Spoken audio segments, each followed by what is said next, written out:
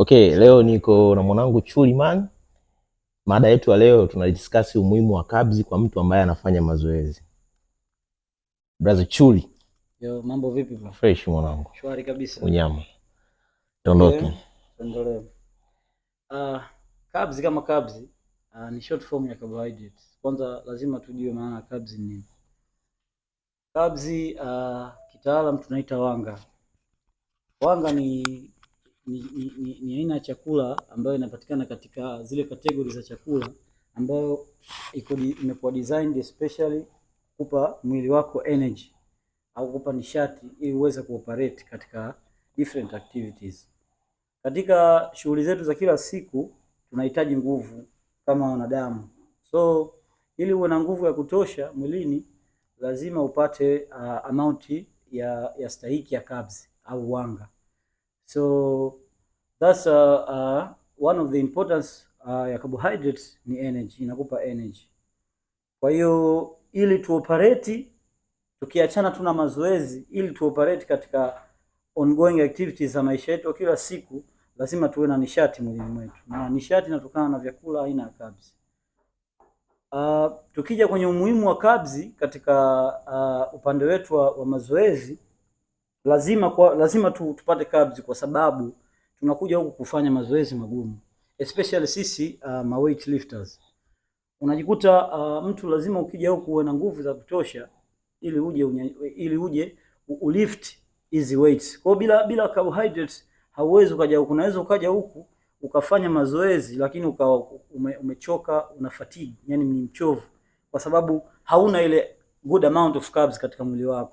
So ile nishati ya kufanya wewe uoperate gym inakuwa ni ndogo.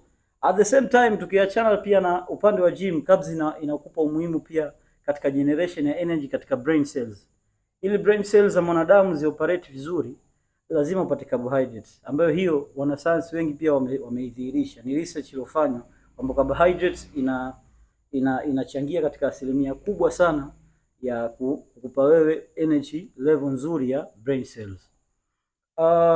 Kwa upande wa kwetu huku gym lazima ule carbs.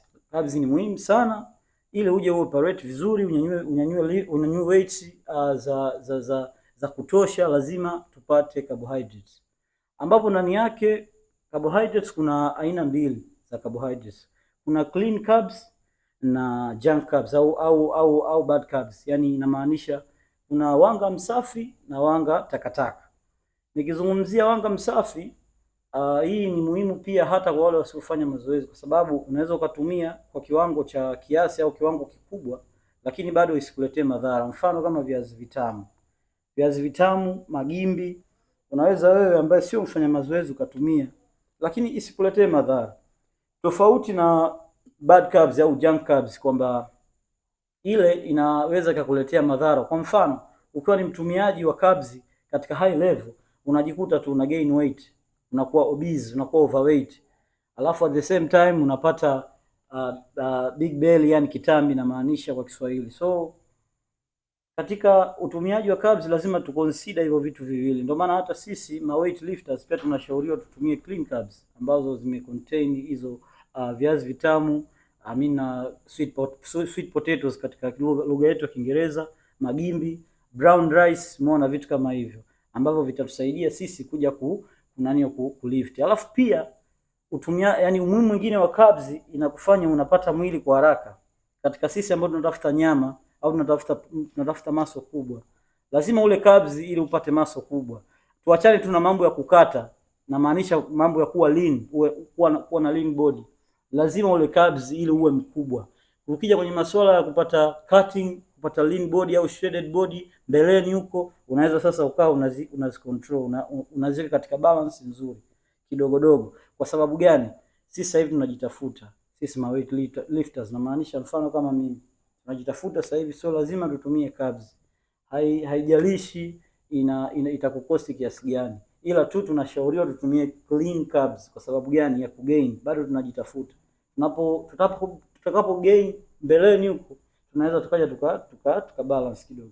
Huo ndio umuhimu wa carbs. Malengo adhabu mwanangu umenyoka.